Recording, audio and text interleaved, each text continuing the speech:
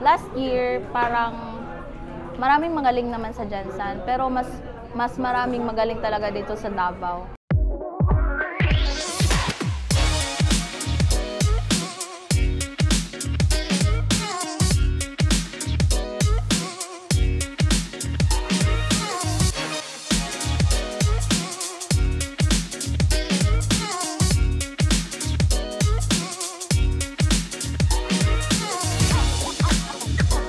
Hello KWC! My name is Rydel Francisco, 22 years old from General Santos City. I'm so happy po talaga. Hindi ko in-expect na makaabot ng top 3 and first runner-up po.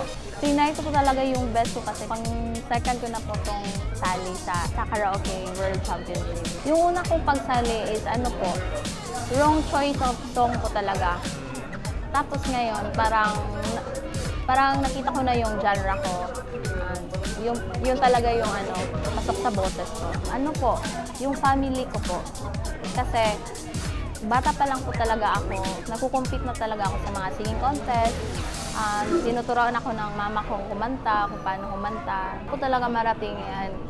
Yung makakanta sa ibang bansa, sa international na mga singing contest.